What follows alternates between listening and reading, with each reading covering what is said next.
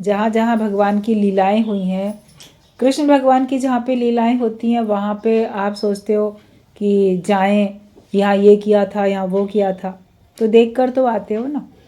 तो जहाँ पे हमारी प्रमिला भगवान ने जहाँ से कार्य शुरू किया, गीता भगवान ने जहाँ से शुरू किया, दादा भगवान ने उसको बहुत सहयोग दिया और अपना जो भी पंच भौतिक तत्व का बना ये शरीर था इसको यहीं विलीन किया दादा भगवान का, यहीं पर ही हुआ।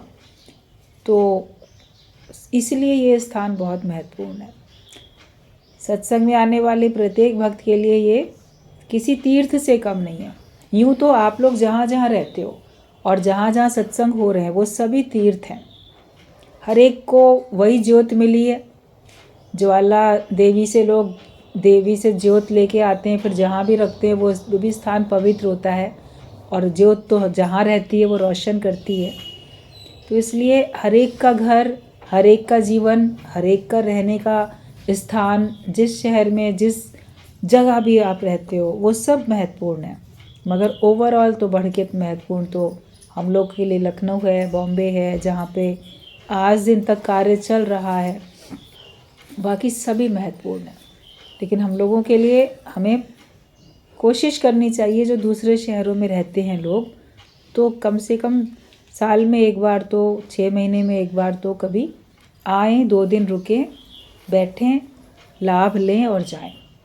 उससे आपके अंदर के बहुत सारे संशय भ्रम भी दूर होंगे और आपके अंदर का जो भी अज्ञान है और जो बंधन है वो दिखेगा और वो कटेगा। वरना अपना बंधन ही नहीं दिखता है तो कटता भी नहीं। अभी बात हम लोग की अभी चल रही थी कि पहले पता ही नहीं चलता था हम कर्म बना रहे हैं, अभी कर्म बनाते बनाते पता चलता है ये मेरा कर्म बन रहा है। तो हम कर्म बनाते बनाते ही सावधान हो जाते हैं सुजाग हो जाते हैं, तो और आगे कर्म बनाने से बच जाते हैं। और प्रभु का सिमरन साध के संग, जब आप सत्संग में बैठोगे तभी तो चारों तरफ साध संगत होगी। घर में तो श्रवण हो रहा है, बड़ी अच्छी बात है, लेकिन वहाँ पे चारों तरफ साध संगत नहीं है ना, आपके परिवार के लोग हैं, इसलिए उसमें थोड़ी सी आपको मेहनत अधिक करनी पड़ती है और यहाँ पे सहज आपकी मेहनत होती चली जाती है। सावधानी रखनी है हर एक को, वरना सावधानी हटी तो दुर्घटना घटी। अब आज जो हम लोग वाणी पढ़ेंगे आगे, अब 84 की वाणी स्टार्ट हो रही है इस डायरी में। 83 तक की आप लोगों ने सुन ली थी। थोड़े से इस डायरी के थोड़े ही पेज हैं, थोड़ी थोड़ी वाणी इसमें जो भी है। बोला गया है कि संत ने कब्र की शरण ली, 12 वर्ष में भी पक्का नहीं कर सका कि मैं मुर्दा हूँ। ये एक दृष्टांत है, बहुत अच्छा दृष्टांत है कि एक संत था, तो वो ऐसे सड़क पे मार्केट में बोलते हुए जा रहा था, कब्र कब्र कब्र। लोग बोले पता नहीं ये क्या बोल रहा है भाई, कब्र क्यों बोल रहा है। तो किस पता नहीं अलमस्त मौला है, पागल है, कौन है।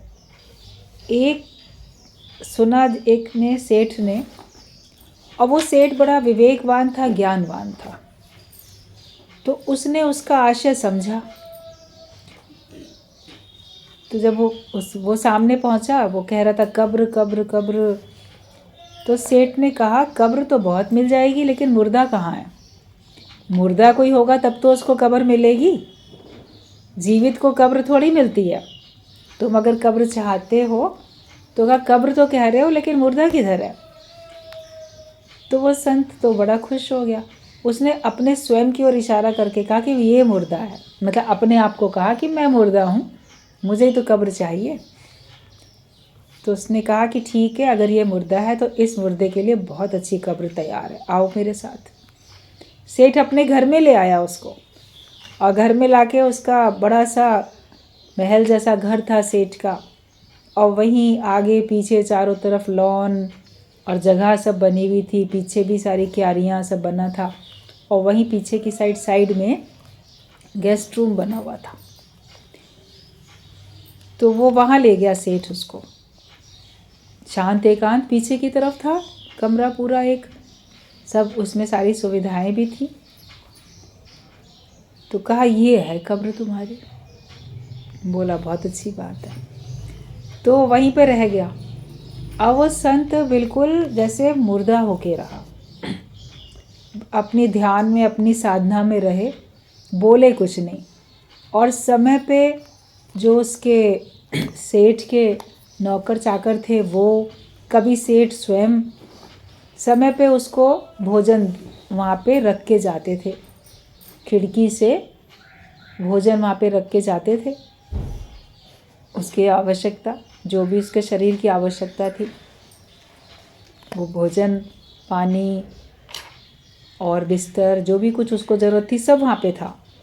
तो वो बोलता नहीं था, मुर्दे की तरह रहता था। मिल गया तो वो खाता था, क्योंकि शरीर तो कार्य कर रहा है, अन्नमय कोश है, इसमें तो अन्न जल की आवश्यकता है ही। आप बोलो मुर्दे को कुछ नहीं चाहिए, तो उसके मन में होगा कि मुझे कुछ नहीं चाहिए, लेकिन शरीर को चलाए रखने के लिए इसको तो आपको हवा, पानी, पेट्रोल सब जैसे गाड़ी में पड़ता है, तो शरीर रूपी गाड़ी में पड़ता है।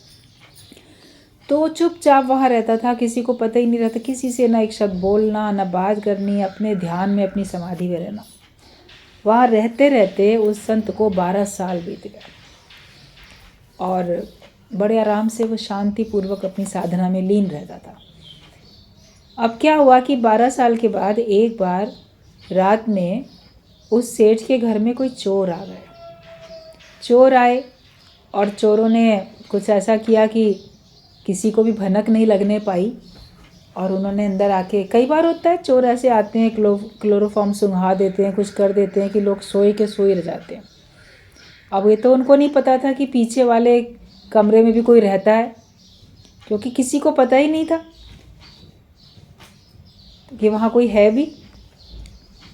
तो उन्होंने सारा माल, सब उनका कीमती जितना था सब ले लिया और लेके बाहर निकल रहे थे, लेकिन तभी कुछ खटके से घर के लोगों की किसी की थोड़ी सी आहट, नींद ऐसे लगा खुली है, और जो गेट पर जो बाहर चौकीदार वगैरह होता है वो थोड़ा सुजाग हुआ।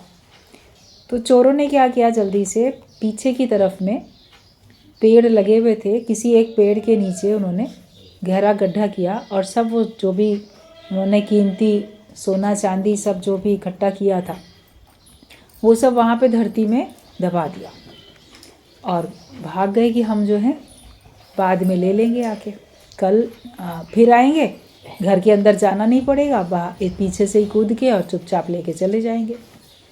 तो वो तो चले गए। अब ये तो साधना ही करता था, रात में भी जाग जाग के। तो आहट हुई तो इसने देखा कि कुछ लोग हैं चोर और वो ऐसे सामान वहाँ पे कर रहे हैं। चुप रहा, देख तो लिया, पहचान भी लिया कौन है। अब जब सवेरा हुआ, घर के मालिक लोगों की भी आँख खुली और देखा इतनी चोरी हो गई है। चोरी हुई तो बहुत सब तरफ तलाश की गई। अब जो शक होता है वो जो चौकीदारी कर रहा है मेन गेट पे, और जो घर के नौकर हैं, पहला तो पुलिस आती है तो उन्हीं को मारपीट करके पूछती है कि तुम्हारी मुखबरी से ही हुआ होगा, तुम्ही ने अंदर आने के लिए गेट खोला होगा या उनको मदद की होगी। तो उनको नौकरों चाकरों को तो बहुत पुलिस की मार वहीं पर ही घर में ही वहीं पड़ने लगी। अब ये इसने तो संत ने देखा कि बेकसूर लोग मारे जा रहे हैं, पिटाई हो रही है उनकी इतनी बुरी तरह से, वो कह रहे हैं हम बेकसूर हैं, हमने नहीं चोरी की। तो उसको ये लगा कि ये तो चीज़ गलत हो रही है, ये लोग चोर नहीं है, मैंने तो चोरों को देखा है, ये लोग नहीं थे, कोई और लोग थे। तो उसने सोचा कि मुझे सेठ को बताना चाहिए। तब खिड़की के पास जब आया तो जो नौकर आया था उसके लिए खाना रखने के लिए, तो उससे कहता है कि इतना शोर क्यों हो रहा है। तब उसने बताया कि रात में चोरी हो गई थी, तो जो घर के बाकी सब हैं चौकीदार नौकर चाकर, उनको सबको पुलिस मार पीट रही है, उसी का शोर हो रहा है। तब इसने कहा सेठ को बुला के लाओ, मुझे उससे कुछ कहना है। गया नौकर, क्योंकि वो तो इतने सालों में किसी से बात ही नहीं करता था, संत बोलता ही नहीं था। तो सेठ को बुलाया। सेठ ने कहा कि अच्छा ठीक है। सेठ वहाँ गया। तब उस संत ने सेठ से कहा कि सेठ जी, आपके नौकर चाकर जो हैं वो बेकसूर हैं, उन्होंने नहीं चोरी की, और मैंने देखा था ऐसे ऐसे, और वहाँ उस पेड़ के नीचे आपका माल वहाँ पे दबा के गए हैं। बात उसने सही बता दी कि ऐसे ऐसे गए हैं। सेठ खुश हो गया, सब लोग खुश हुए। वहाँ पे खुदाई की तो देखा पूरा माल मिल गया। सब बड़े खुश, बहुत खुश सब। लेकिन देखा सेठ खुश नहीं है। तो उसने, संत ने कहा कि इतना आपका माल बरामद हुआ है आपकी आंखों के सामने, सब इतने खुश हो रहे हैं, लेकिन आपके चेहरे पे खुशी नज़र नहीं आ रही है, क्या बात है? तो सेठ ने बड़ा अच्छा जवाब दिया। उसने कहा कि माल मिलने की मुझे खुशी कम है, लेकिन आज मुझे बहुत अफसोस है, बहुत दुख है इस बात का कि आज एक मुर्दा जो था वो जीवित हो गया है। तो ये तो अफसोस है। तो ये कब्र तो मुर्दे के लिए है, जीवित के लिए नहीं है। भाई आज तुम जीवित हो गए, अगर तुम वास्तव में मुर्दा होते तो तुम चुप रहते। दृष्टांत तो इतने ही है। अब जब हम लोग ने नया नया दृष्टांत सुना था तो मन चलने लगा था कि संत ने तो अच्छा काम किया, बता दिया। तो सेठ ने फिर उसको क्यों कहा कि भाई ये जगह तो मुर्दे के लिए है, सचमुच में कोई मुर्दा बने तो रहे यहाँ पे। तो संत को भी बात समझ में आ गई, तो वो जगह छोड़ के चला गया, बोला ठीक बात है। तो सिद्धांत इसका यही बताया जाता था कि हम कब जीवित हो जाएं, कब कुछ बन जाएं। भला काम करने के लिए भी बन जाते हैं तो फिर हम मुर्दा तो नहीं हुए ना।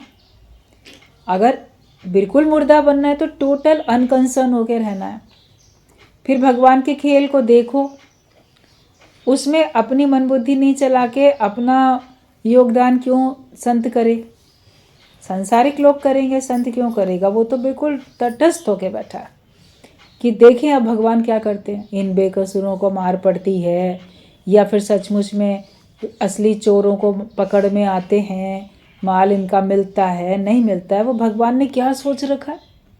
तो अगर कोई वास्तव में मुर्दा बनेगा तो वो इतना भी नहीं करेगा। तो हम लोग शुरू शुरू में मन में सोचते थे कि अच्छे काम करने के लिए बोलने में क्या खराबी थी, लेकिन वही गुरु ने समझाया और वही समझ में आई बात कि काम अच्छा हो चाहे बुरा हो, तुम जीवित हो तभी तो कुछ कह रहे हो तो जीव भाव में। अभी जैसे पॉइंट एक जगह का दूसरी जगह मिक्स नहीं करना चाहिए, लेकिन वैसे अगर देखा जाए तो आप बोलोगे कि ये काम करने के लिए तो बोलना ही पड़ा, सही बोला गलत बोला, युक्ति बताई, ऐसा किया वैसा किया, लेकिन फिर भी कुछ बन के ही तो कार्य किया गया। सच बोला झूठ बोला जो बोला तो कुछ बन के ही तो किया, जगत को सत्य मान के किया, और कहीं ना कहीं पे कर्तापना तो आया। दूसरे का भी कर्म देखा और अपने अंदर भी कर्तापन आया। और जहाँ पे व्यक्ति बहुत समय तक रहता है तो फिर वो एक जैसे उसके अंदर में लिहाज आने लग जाता है कि मैं जहाँ रहता हूँ तो वहाँ का नुकसान अगर हो रहा है तो मैं बताऊँगा। तो उसने बोला कि इनका नुकसान ना हो, तो फिर जीव भाव तो आया ना। कौन देखता है, कौन बोलता है किसका नुकसान होता है? भाई इनका खा रहे हैं इतने 12 साल से इस सेठ का, तो इसका माल वहाँ दबा है, बता तो दें, वरना रात में फिर चोर आएंगे चुपचाप और उठा के निकाल के ले जाएंगे। असली चोर पता नहीं पकड़े जाएंगे कि नहीं पकड़े जाएंगे। तो एक लिहाज भी आया, क्योंकि जिसका मनुष्य खाता है तो उसके आगे आंख झुकती है, लिहाज भी आता है। और इतने लंबे समय तक रहा तो उसको लिहाज भी आया। तभी कहा जाता है कि साधु तो रमता भला, पानी तो बहता भला और साधु तो रमता भला। बहुत जगह बहुत दिनों तक रहने का संत का कोई मतलब नहीं होता है। वो थोड़े दिन कहीं रहते हैं, फिर कहीं रहते हैं, फिर कहीं रहते हैं, रटन करते रहते हैं, और वो एक जगह बहुत ज़्यादा समय तक रहते ही नहीं, तो फिर उनका मन लिहाज में भी नहीं आता, निरासक्त होके वो रहते हैं। तो ये जीते जी मुर्दा होके रहना एक बहुत कठिन बात है, या अति इसमें सावधानी की आवश्यकता है, वरना कब हम अभी मरे हुए कहलाते हैं, कब हम जीवित हो जाते हैं, कब कुछ बन जाते हैं, अपने अंदर फिर कुछ ना कुछ भावना आ जाती है, फिर जगत को हम सत्य देखने लगते हैं। सचमुच में अगर आप अकर्तापने में रहोगे तो आपको सभी लोग अकर्ता दिखाई देंगे। दादा भगवान ने कहा कि अगर तुम अकर्ता भाव में हो तो तुम्हें ये महसूस होगा कि सारी सृष्टि ही अकर्ता है, सारी सृष्टि स्ट्राइक पे चली गई है, सब अकर्ता भाव में है। कोई भी कर्म करता हुआ आपको महसूस ही नहीं होगा। ये सब जो हो रहा है ऑटोमेटिक हो रहा है, होना है तभी हो रहा है। तो वो टोटल अपने को अलग कर लेता है। बी नथिंग होना, मुर्दा कहना आसान तो है, लेकिन मुर्दा बनने के लिए आपको बल लगाना पड़ेगा। अभी तो थोड़ी थोड़ी देर के लिए मुर्दा बनते हो, फिर जीते हो, फिर मुर्दा बनते हो, फिर जीते हो। ये मरने का सबका अभ्यास चल रहा है, अपने को मिटाने का अभ्यास चल रहा है। लेकिन जो वास्तव में मिट जाएगा तो क्यों वो बोलेगा। कब्र के ऊपर एक दूसरी बात बताई जाती थी कि चोर चोरी करके भागा और भागा, पुलिस पीछे पड़ी, कब्रिस्तान की ओर चला गया। वहाँ पे किसी मुर्दे के लिए कब्र खोद के रखी थी। जैसे घर में मुर्दा होता है तो शमशान घाट में, कब्रिस्तान में जाके सूचना दी जाती है, तो वहाँ कब्र खोद के तैयार रखते हैं। फिर घर से जब मुर्दे को लाएंगे तो सीधा उसमें डाल देंगे, मिट्टी उसके ऊपर डाल दी जाएगी।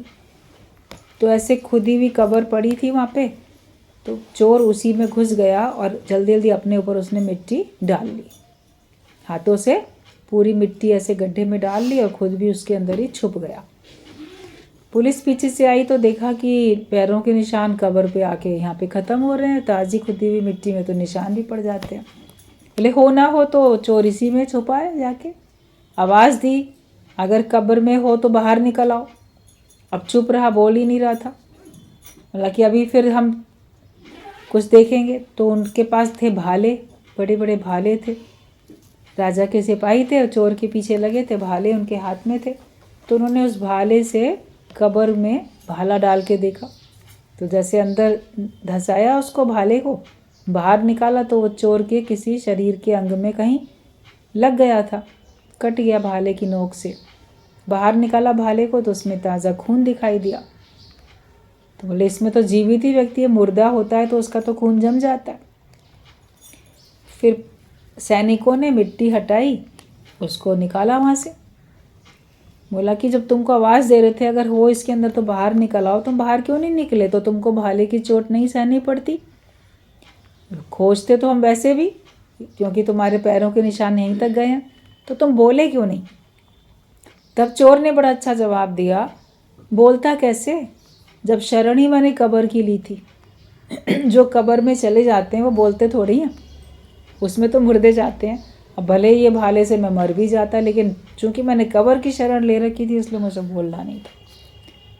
तो इस बात का सिद्धांत भी गुरुजी बताते थे कि ऐसी शरण ले ना, भगवान की, ज्ञान की, सत्संग की, ऐसी अपने स्वरूप की ऐसी शरण लो कि फिर तुम बोलो ही नहीं, मौन में आ जाओ, ऐसे आत्म मस्ती में मस्त हो जाओ। मन मस्त हुआ फिर क्या बोले, फिर बोलेगा ही क्या। जो भी हम शिकवे शिकायत करते हैं, डिमांड्स करते हैं, जो कुछ भी हम बोलते हैं तो कुछ बनकर ही बोलते हैं। कुछ भी व्यवस्थाएं सुधारना भी चाहते हैं तो कुछ बन के ही सुधारना चाहते हैं। किसी का भला भी करना चाहते हैं तो कुछ बन के ही करना चाहते हैं। बाकी भगवान ने सोच रखा है ना किसका भला कब कैसे क्या होना है। तुम्हारे द्वारा भी होना है तो वो सहज में हो जाएगा, उसमें तुम कर्तापने में क्यों आते हो? मैं किसी का भला करने के लिए ऐसा कर रहा हूँ, सच बोल रहा हूँ कि झूठ बोल रहा हूँ, कर्म कर रहा हूँ कि नहीं कर रहा हूँ, मदद करता हूँ कि नहीं करता हूँ। तुम्हारे अंदर प्रेरणा जगी, तुमने किया, मगर उसके बाद तुरंत बाद कर्तापने का, अहंकार का एक ऊपर से आपने ओढ़नी ओढ़ ली, मैंने किया। फिर ये इच्छा कि लोग जाने मैंने इतना अच्छा किया है। सत्कर्म को मनुष्य प्रकट करना चाहता है और बदकर्म को तो मनुष्य खुद ही छिपाना चाहता है। तो अपने अंदर भी जानते हो मैं बड़ा अच्छा हूँ, श्रेष्ठ हूँ, और भगवत गीता में बोला गया श्रेष्ठता के अभिमान का त्यागी बनो। कुछ नहीं मानो कि मैंने कुछ किया। कहा गया जो जाने मैं कुछ करता, जो अंदर जान रहा है कि मैंने किया, बोल भी नहीं रहा है, बता भी नहीं रहा किसी को, गुप्त रीति से किसी की मदद करता है, लेकिन अंदर जान रहा है कि मैं कुछ करता हूँ, तो उसके लिए बोला गया कि जो जाने मैं कुछ करता, तब लग गर्भ जून में फिरता। तो भी जन्म मरण का चक्कर उसको मिलेगा, क्योंकि अंदर में तो उसने माना कि मैंने किया अच्छा काम, तो मैं अलग हूँ, दूसरा अलग है, उसके लिए मैंने अच्छा किया, तो बड़ी शाबाशी का काम किया। वो अपने को ही शाबाशी देते रहते हैं, दूसरे को नहीं बताना चाहिए, चलो ठीक है नहीं बताएंगे, लेकिन अपने को तो जाना, वो भी नहीं जानो। अपने अंदर आए भाव तो मन में सोचो कि भगवान ने तो मेरे द्वारा कराया, वरना मैं करने वाला कहाँ था। भगवान मेरे को अच्छी बुद्धि नहीं देते तो मैं अच्छा काम कैसे कर सकता था। भगवान मेरे से अच्छा ना करा के बुरा भी अगर मैं कर लेता तो क्या कोई कर सकता था। तो जो भी कुछ हुआ है, जिस बात की शाबाशी हम अपने आप को दे रहे हैं, उसका क्रेडिट हमें भगवान को ही देना है। ईश्वर की मर्जी से ही मैंने किया कार्य, लेकिन ये सावधानी रखनी है कि गलत काम नहीं मैंने ईश्वर की मर्जी से किया। अर्जुन ने इस शंका का समाधान भगवान से पूछ लिया था कि भगवान जब सब कुछ आप ही कराते हैं तो मेरे से ये पाप कौन कराता है, कहीं आप ही तो नहीं कराते। जब लगता है ना सब कुछ भगवान ही करा रहे हैं, उन्हीं की प्रेरणा से होता है, तो हमसे गलत काम, अपराध, पाप ये भी सब भगवान ही कराते हैं। तब भगवान ने कहा नहीं, वो मैं नहीं कराता, वो तुम्हारी अपनी जीव भाव की, तुम्हारी अपनी नामुराद इच्छा ही कराती है। तुम अपनी स्वार्थ रख के, इच्छा रख के काम करते हो, सुख बुद्धि रख के काम करते हो। जो भी कुछ कार्य करते हो, सुख बुद्धि होती है, स्वार्थ होता है, उसमें अच्छा भी हो रहा है लेकिन उसी में बुरा भी हो रहा है। आप अपना स्वार्थ सिद्ध करने के लिए किसी का बुरा भी करते हो, अपने को सुख मिल जाए इसके लिए आप किसी को दुख भी दे देते हो। तो जीव भाव में तो हुआ ना, जीव भाव में जो हमारी इच्छाएं हैं, जिनसे हमको सुख की प्राप्ति होने की उम्मीद होती है, वही हमसे पाप कर्म भी कराती है। शक्ति तो भगवान की है, अभी धरती के अंदर उर्वरा शक्ति है। अब कहा कि आप कड़वा बीज डालोगे नीम का तो नीम निकलेगा, आम का डालोगे तो आम निकलेगा। अब ये थोड़ी है विष का भी डाल दोगे, विषैले भी पौधे बहुत सारे धरती के अंदर से पनपते हैं, अगर उनको भी तो धरती शक्ति देती है। वो ये थोड़ी सोचती है कि ये मैं विष है इसको नहीं मैं शक्ति दूं, ये तो पनप के बाहर निकल के सबके प्राण ले लेगा। लेकिन जो धरती में गया वो निष्पक्ष होके उसको शक्ति देती रहती है। बचना है हमको कांटों से, विषैले पौधों से, उनसे बचना है हमको। हमें क्या चाहिए, हमको अच्छे की तरफ जाना है तो हमको अच्छा ही लेना होगा और उसको छांटना होगा, कौन अच्छा है तो कौन बुरा है। ये सावधानी हमको सत्संग से मिलती है, शास्त्रों के ज्ञान से मिलती है, अच्छे लोगों के संग से मिलती है। क्या करना चाहिए क्या नहीं करना चाहिए, ये सुजागी सावधानी रखो, फिर आप देखोगे आपसे कार्य अच्छे होते हैं और आपके अंदर कर्तापना भी नहीं आता है। सच्चे संत बनो, एकदम हमारे मन में और मुख में मौन हो जानी चाहिए। जितनी आवश्यकता हो उतना बोलो, और जितने में स्वयं की उन्नति होती हो, दूसरे की भी उन्नति होती हो, उतना ही बोलो और उतना ही कार्य करो। अपना भी आप नुकसान करते हो, समय का, शक्ति का, बुद्धि का, सबका नुकसान, और दूसरे का भी होता है। समय का, शक्ति का, बुद्धि का, सबका नुकसान दूसरे का भी होता है। तो हर एक व्यक्ति नासमझी में अपनी आयु को गंवा रहा है, मगर सावधानी रख लेता है तो उससे वो ज्ञान इकट्ठा कर रहा है। सावधानी अगर रखता है तो ज्ञान उसका इकट्ठा होता है, शक्ति उसकी इकट्ठी होती है, वरना सावधानी हटी तो दुर्घटना घटी। अपने ऊपर बड़ी पैनी निगाह रखो, हमेशा ऐसी निगाह रखो कि जैसे किसी और को जांचने के लिए देखते रहते हैं ना, जब बच्चे एग्ज़ाम देते हैं तो वहाँ पे टीचर्स चारों तरफ 2-3, एक रूम में 2-3 टीचर्स होते हैं, वो घूमते रहते हैं, हर एक बच्चे पे निगाह रखते हैं कहीं कोई नकल तो नहीं कर रहा है। और बच्चा सोचता है कि शायद टीचर ने मुझे नहीं देखा, मगर वो कहीं ना कहीं से देख के उसको झट से पकड़ लेता है कि देखो तुमने नकल की। कभी तो रूम में जाने से पहले उनकी पूरी चेकिंग कर लेते हैं, कहीं कुछ इनके पास है तो नहीं नकल करने की सामग्री, सब बाहर निकलवा देते हैं अगर होती है। उसके बावजूद भी अगर आप कहीं से भी करते हो नकल तो पकड़े जाते हो। अभी तो कैमरे भी लग गए हैं, सीसी कैमरे सब जगह लगे रहते हैं, पता चलता रहता है किसने नकल करके लिखा, किसने क्या लिखा। तो भगवान की निगाह तो सब तरफ है। अपने ऊपर अपनी निगाह वैसी रखो कि जैसे तुम अलग हो और तुम अपने कर्मों पे निगाह रख रहे हो, पैनी निगाह, कि जहाँ गलती हुई तुरंत अपने को सुजाग किया कि नहीं, यहाँ मुझे कर्म नहीं बनाना है, मुझे ऐसा नहीं सोचना है। कहते नित नित कर्म नए बन जाते, मन वाणी और तन से। मन से, वाणी से, तन से नित नित नए कर्म बन जाते। और जो कर्म बना रहा है फल भी तो उसी को मिलेगा, भोगेगा भी तो वही। जो करेगा सो भरेगा, जो करता है वही भरता है, वही मरता भी है, जन्म मरण के चक्कर में वही आता है।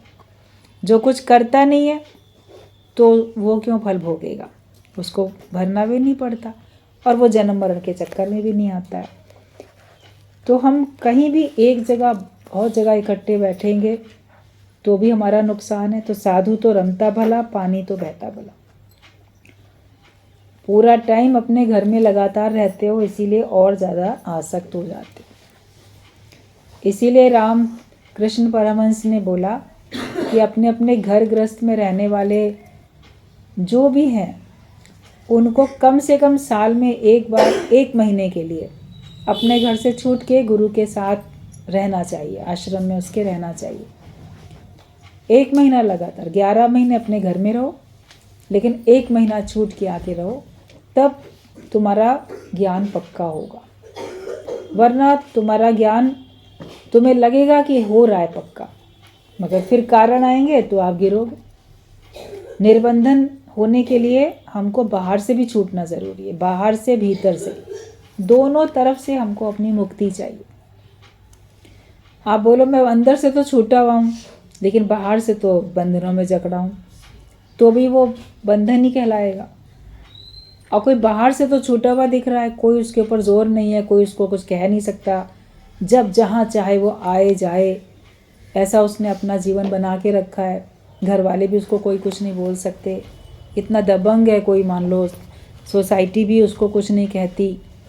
बाहर से छूटा हुआ दिखता है मगर अंदर से तो आसक्तियों से, राग से, द्वेष से, विकारों से, पता नहीं किन किन भावनाओं से बंधा हुआ है, तो वो भी तो बंधन ही हुआ। बाहर भीतर से छूटो, इसके लिए अपनी चेकिंग खुद होनी चाहिए। अपना जीवन सचमुच में हमको संतों वाला बनाना है। ऐसा संत वाला जीवन बनाओ जैसे हमने कभी जीवन में कल्पना की होगी कि सच्चे संत ऐसे होते हैं। सभी ने शास्त्रों में पढ़ा होगा, सुना होगा, कई प्रवचन में भी गए होंगे, कहीं कहीं भी सत्संग में भी आए हो। तो संत कैसे होते हैं, एक कल्पना तो रहती है ना हर एक की, ये सच्चा संत ऐसा होता है। जो भी आपकी कल्पना है कि सच्चा संत ऐसे होते हैं और उनको ऐसा करना होता है या उनको ऐसा ही करना चाहिए, तो वैसा जीवन अपना कब बनाओगे? हो तो सब पिछले जन्म के संत, ऋषि, मुनि, योगी। कहीं कहीं असावधानी रह गई, कोई कर्मों का फल भोगना बाकी रह गया, इसीलिए इस जन्म में भगवान ने आपको फिर अवसर भी दिया और वो कर्म काटने का भी आपको अवसर मिला, ज्ञान पक्का करने का भी अवसर मिला। तो उससे और आगे बढ़ना है ना, जहाँ तक पहुँच गए हो वहाँ से तो आगे बढ़ना है। मंजिल तो तेरी दूर है, जाना ज़रूर है। ये पक्का करो कि मुझे जाना ज़रूर है, मंजिल भले दूर है लेकिन जाना मुझे है। और तन मन में शक्ति भर लो आत्म विचार से, आत्मा का विचार रखो, मैं आत्मा हूँ, मैं ये शरीर नहीं। ये जो तेरे तन मन प्राण है ये तो प्रभु मिलन का सामान है। अपने शरीर को हमेशा देखो मेरे से अलग है और ये मुझे मिला है प्रभु की प्राप्ति के लिए।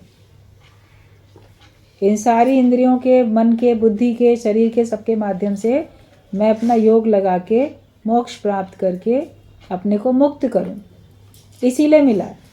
सांसारिक कार्यों में फंसने के लिए, नए कर्म बना के जन्म मरण के चक्कर में आने के लिए नहीं मिला है ये, मगर काम करते वही है, क्योंकि सच्चे संत मिले नहीं जीवन में, गुरु मिला नहीं, या आपने अपने ऊपर अभी कृपा की ही नहीं।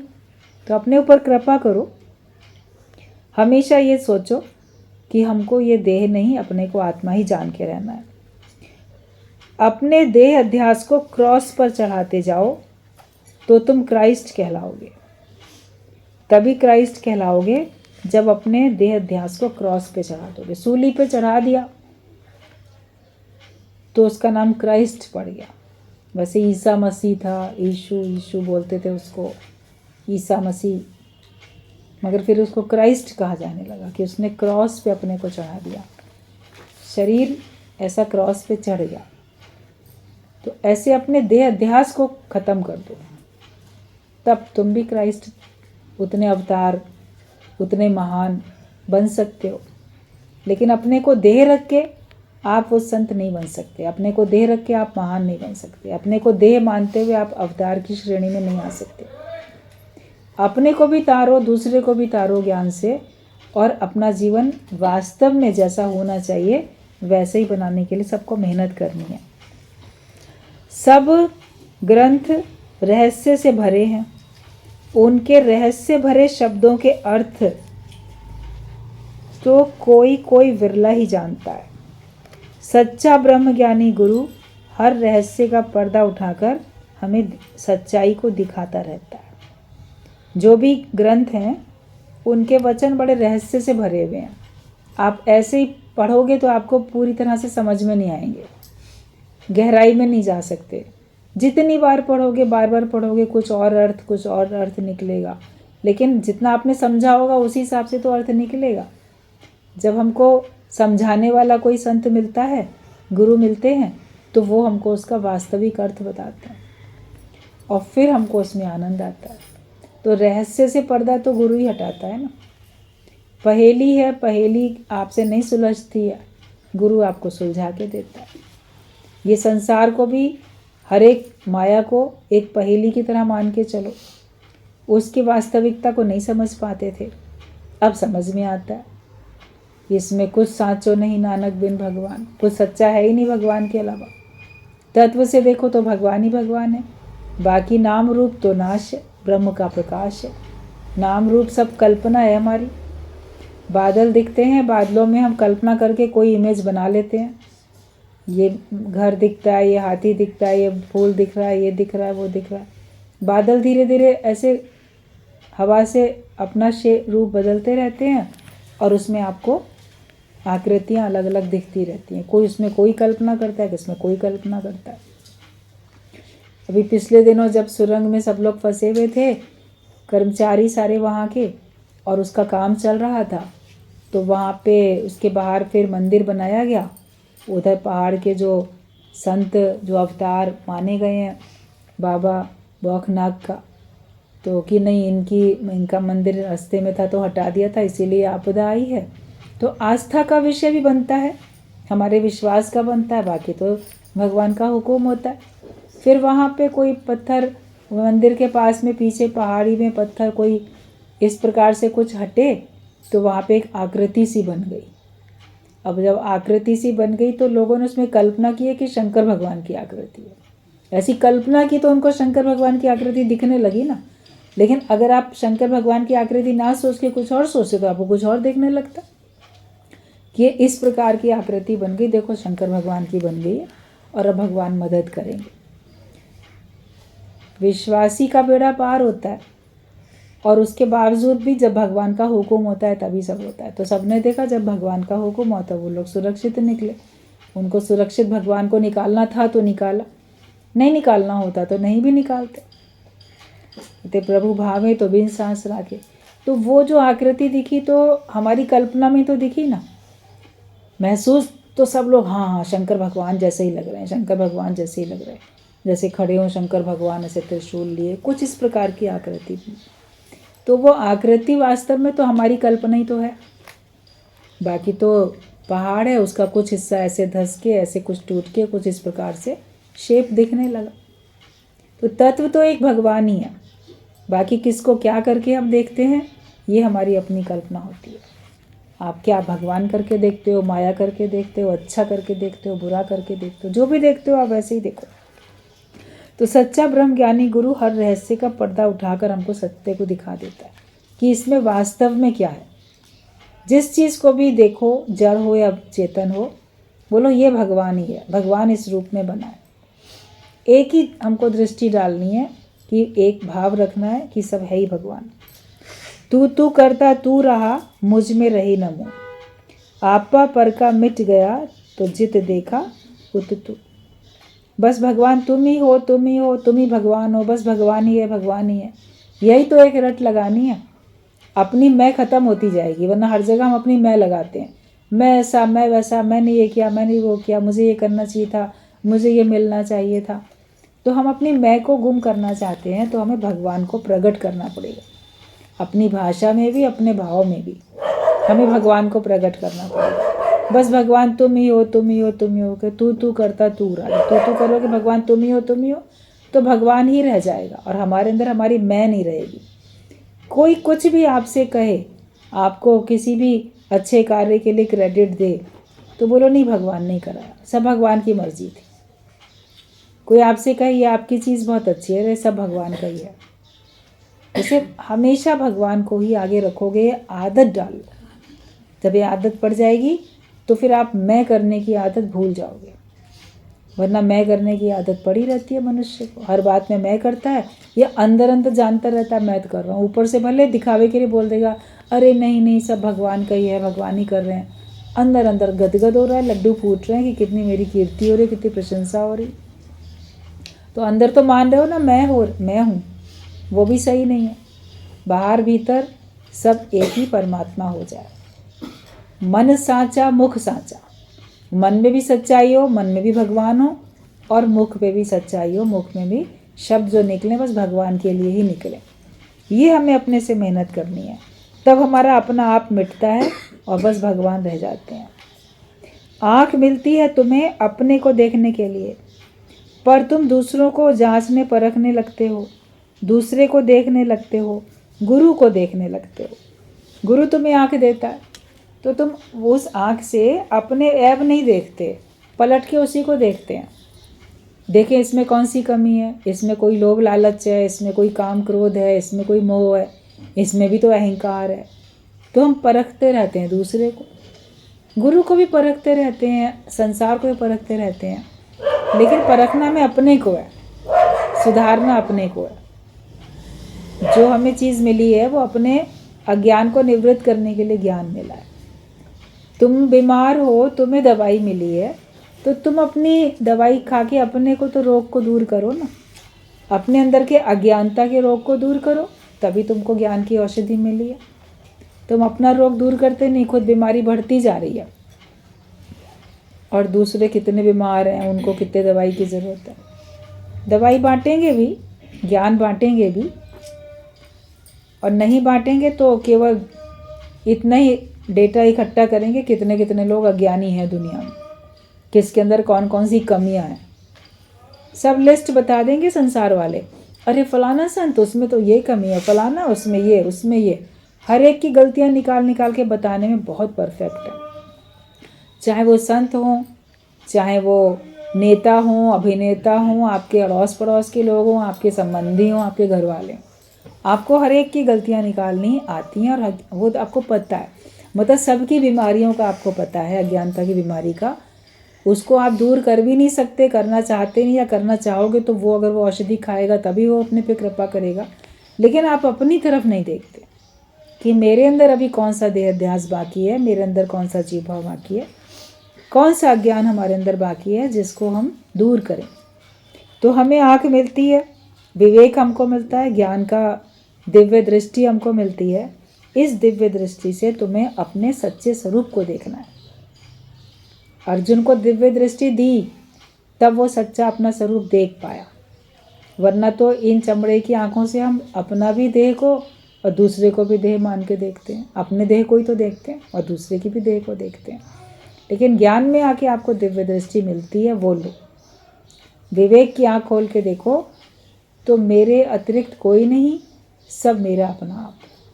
तो कोई हमारे लिए दूसरा रहेगा ही नहीं। अज्ञान को पूरी तरह से हमको निवृत्त करना है। किसी को भी जांचो परखो नहीं, लेकिन जांचना परखना है तो केवल अपने आप को परखो। अपने से मेहनत करो, अपने कर्मों पे निगाह रखो, मन से, वाणी से, तन से नहीं बने कोई भी कर्म, और अपने अज्ञान को हमको निवृत्त करते जाना। सारा ज्ञान अपने लिए है। दूसरे को भी सुनाते हुए दिखोगे, बताते हुए दिखोगे, तो भी ये मान के चलना कि आप अपने को ही सुनाते हो, अपने को ही बताते हो। आप ही का मन सुनेगा अधिक, दूसरा तो आधा सुनेगा, आधा नहीं भी सुनेगा, कहीं और उसके ख्याल चले जाएंगे। लेकिन जो तुम बोल रहे हो तो तुम्हारा मन अधिक सुनेगा ना। इसीलिए निष्काम कर्म बोला गया कि चलो सबको सुनाओ। लेकिन ये सुनाना भी एक साधना ही है। उसको सिद्ध मत अपने को समझ लेना कि मैं तो पूर्ण हो गया हूँ। पूर्ण हो जाओगे तो भी यही कार्य करना है, नहीं हो जाओगे तो भी यही कार्य करना है। सुनत कहत रहत गत पावे। सुनते भी जाओ, कहते भी जाओ, लेकिन रहनी भी बनाते जाओ, तभी तो आपकी सदगति होगी, मोक्ष तो तभी मिलेगा सबको। तो अपने से मेहनत करनी है। ठीक है, वाणी आज के लिए